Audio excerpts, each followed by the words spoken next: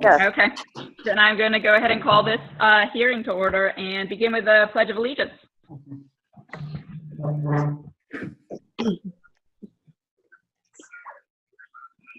Standing. I pledge allegiance to the flag To the flag United of States the United States of America, and to the republic for which which it it stands, indivisible, one one nation, nation, under God, God, indivisible, indivisible, with liberty and justice justice for all. If you do something, drag it, but I really don't care. Here we go. No. Okay, so we're going to move on. This is our budget hearing. So how this is going to work is Dr. DeAngelo and Mr. Chuddy are going to present the budget first. And then for any participants who are listening and you have a question, please wait till they're done presenting. And then click the little raise your hand via Zoom so we can see it go up via Zoom. And then you're going to be moved from a participant to a panelist, okay, to ask your question, and hopefully you'll be able to hear us and the exchange will go okay. So, and then once you're done, once you've asked your question and we've answered your question, we're gonna move you back to participant, and then the next person who has their Zoom raised hand will move to the panelist side, and so on and so forth, okay? So I'm going to hand it over to Dr. DeAngelo and Mr. Chuddy for the budget presentation. As a precaution, if someone who's attending doesn't see the icon to raise their hand, if you just would indicate in the chat that you'd like to address the board. Right now we have 9 attendees, so we'll monitor the chat as well. So with that, I am going to actually turn it directly over to Mr. Chuddy. Tonight's meeting and the budget hearing focuses specifically on the budget. So I'm going to bring up his slide deck, and Mike, I'll turn it over to you. Good evening, everyone. My name is Mike Chuddy. I'm the school business administrator. So we've been meeting since January with Finance Committee, and then having board meetings discussing, we go through all parts of the budget. Last week, the board adopted the budget. So I'm going to go through a summary of what we've done in the past 6 months and talk a little bit about the COVID, what's going on with that. Okay, so highlights, budget summary, proposed budget, $32.356 million, so 2.45% increase. And what's reflected in that are some of the items: bus purchases, we always have that in there. Small capital project, that's our $100,000 capital project. We're going to finish up the 3 schools. We did a security system on each year, and now we're going to tie everything up district-wide for the security system. Contractual obligations, utility and fuel costs, and health insurance, those are some of the examples. The one thing is with the 2.45, that doesn't include our debt that was added for our capital project, but there is a corresponding offset with revenue. We set that up to minimize tax increases over the years, and that worked out well. New York State aid, $7.8 million. This includes the building aid. So really, that increase is really attributed to building aid. What the governor did with the COVID is, with the crisis right now, the health crisis, he kept our operating aid, which is $4.8 million flat.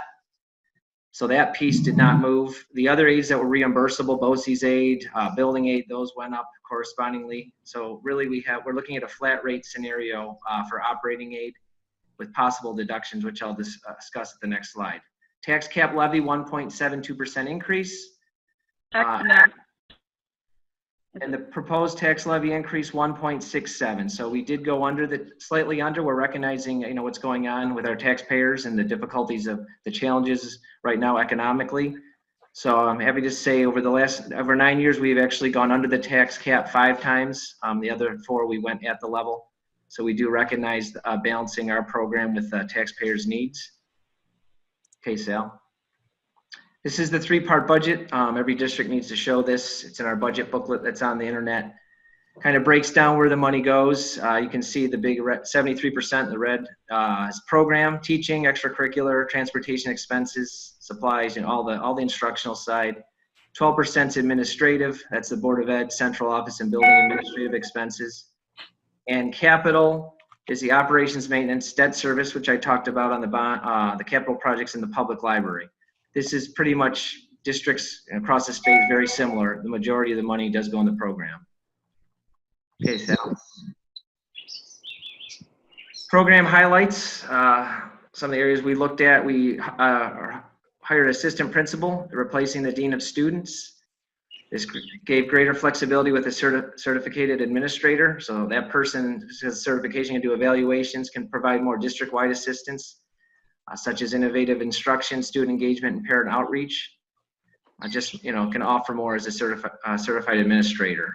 School psychologist replaced our school counselor.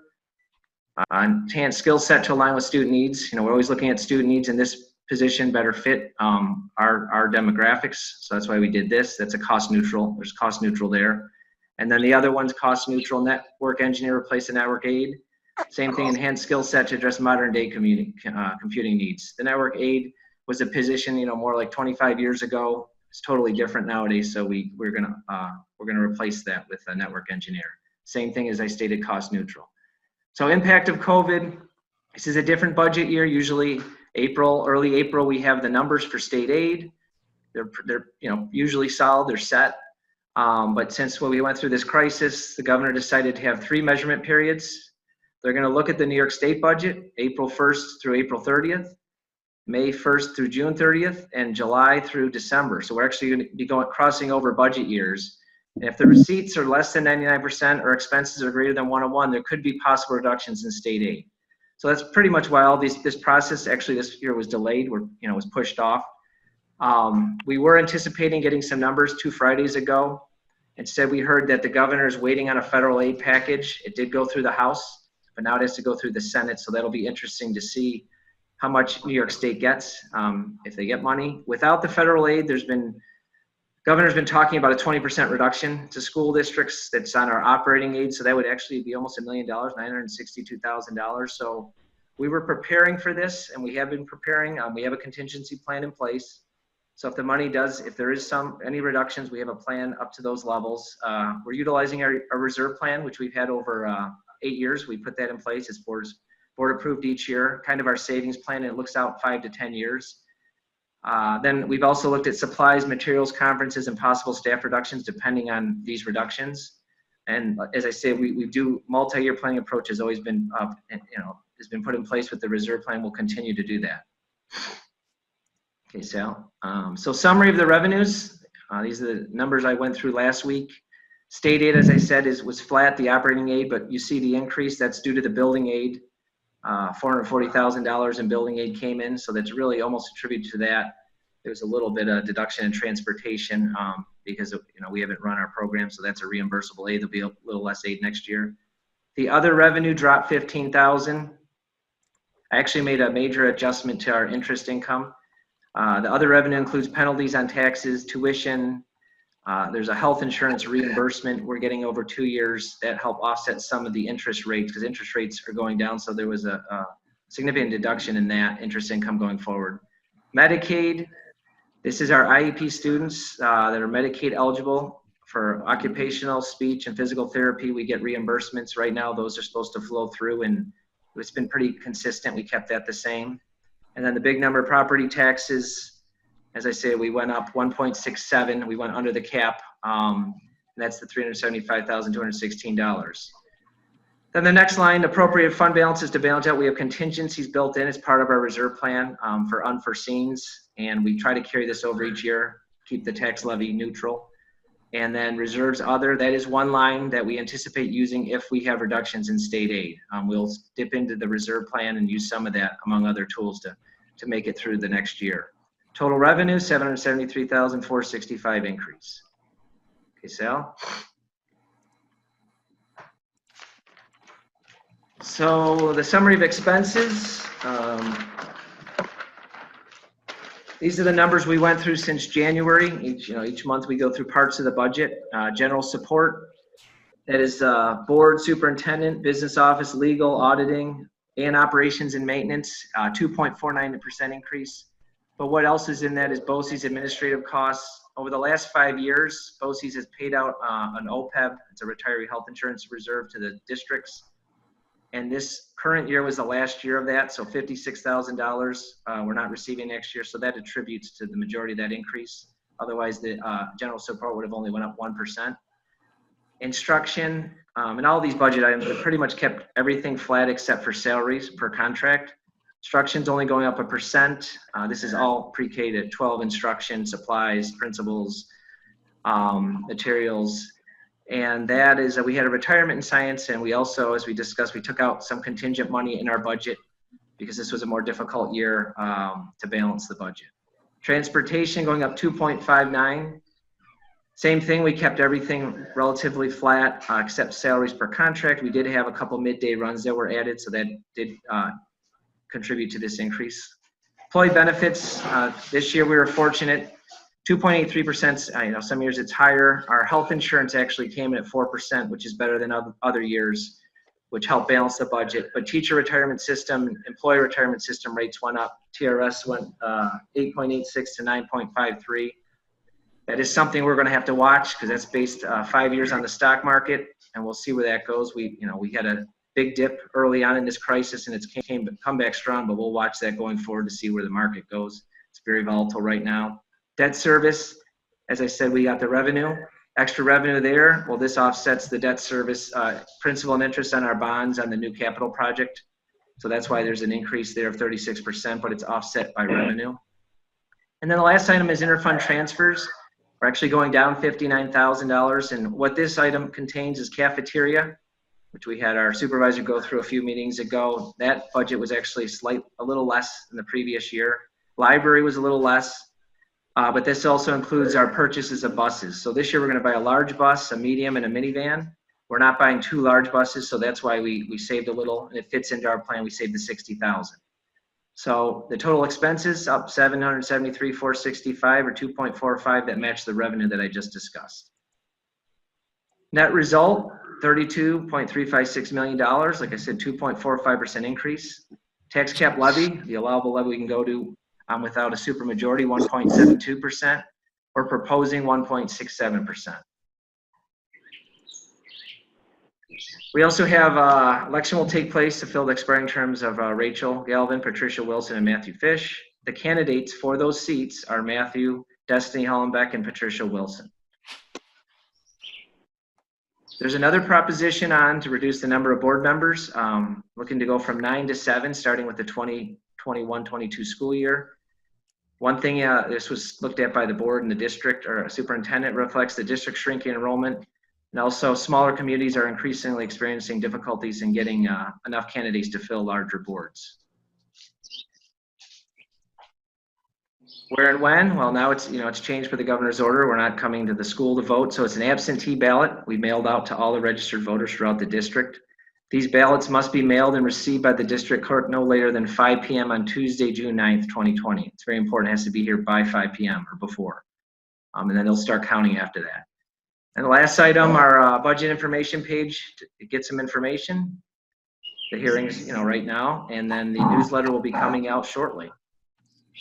So do we have any questions? For any participants, just raise your hand. We do have a question from David, so I'll promote him. Okay. See if this technology works.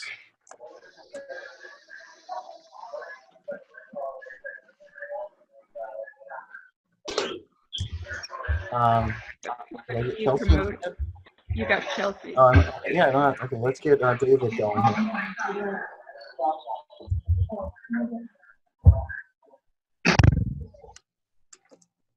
Can you hear me? We can, David. Yes. You can hear me. I would just reinforce for the ballots that postmarks don't count. Yes, that's true. So it's not postmarked by June 9th. It must be received in hand. In the hands of the clerk by 5 p.m. Thanks, Dave. Yeah, I just wanted to make that point. Thank you. That's an excellent point. And then also the budget newsletter is at the printer. We're hoping to have that back in the next couple days to get that out by the weekend. So the public will have all this information by early next week. It doesn't give everyone a lot of time based on the governor's executive order, and also our website. Do we have any more questions? Tell me once more when those ballots are going out to the taxpayers. They are scheduled by NARIC to be out in the next day or two. Okay, We'll thank you. confirm that again in the morning. We know that they were proofing some stuff late last week that we finalized, and they're being mailed from Albany. Okay.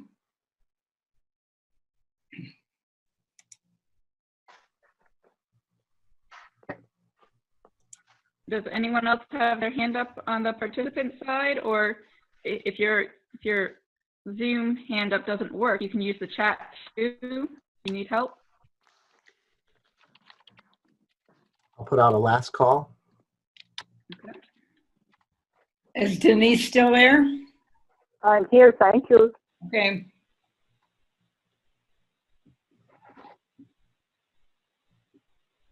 Okay.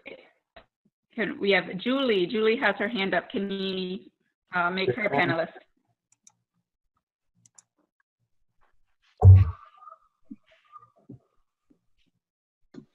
Hello. Hi, Julie. Hi. I just have a question. As the superintendent mentioned, there are fewer students in the district than there were, and the budget continues to increase. So I'm just wondering why the budget goes up every year when enrollments are going down.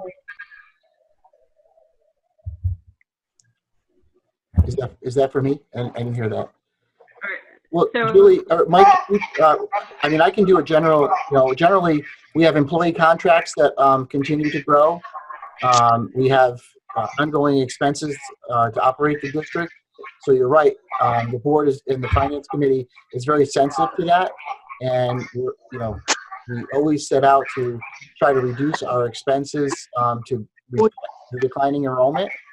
Mike, I don't know if you want to. Yeah, I mean, the main thing with the budget, and we do that, we look at positions when we need to. But we also have, you have the buildings and the grounds, and you have everything that still has to be upkept. You have 1,000 kids, you have 1,200 kids. There's not a lot of huge difference there. We still offer a lot of programming for the kids. This is still kid-centered. These increases in the budget, actually, the debt on the build, it went up 2.45%, but there's the debt that was added on for the building project. But remember, that was offset with revenues, more than offset with revenues. So pretty much a lot of the items we had are just contractual expenses. Health insurance does go up, and retirement rates, teacher retirement rates this year did go up, and that's paid to the state. We don't have any control over those. So a lot of it's just contractual increases. We try to keep everything else down or reduce in those regards. Comparatively to other school districts in the county, Chatham has one of the highest rates. I think it's the second highest in the county. Highest rates as what? Which rates are we talking about? Based on the property values. I know people with comparative property values, and their school taxes are significantly lower than mine are. Yeah, that's something the tax rate I do know at Chatham is below the state average. We have been below that. It's a little under $16. So that's something I would have to see with the other districts, but they're very comparable. But I would like to say thank you for planning on a contingency budget with the situation we have in the state receiving the state aid here in our district. It's all up in the air. So I just was pleased to hear that you do have a contingency budget in place if it's needed. Thank you. Thank you. You're welcome. Thank you. Okay. Are there any other questions?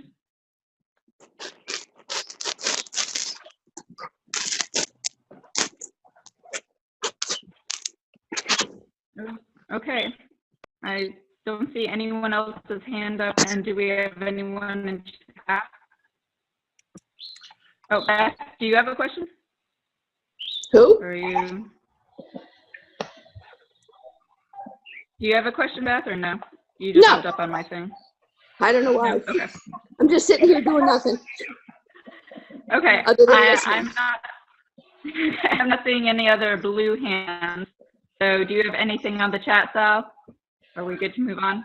We don't. We don't have anything on the chat? Okay. Then at this time, we are going to adjourn the public hearing for the budget. Can I have a motion to adjourn the public hearing? So I'll make moved. a motion. Second. Second. All in favor? Aye. Aye. Aye. Any opposed?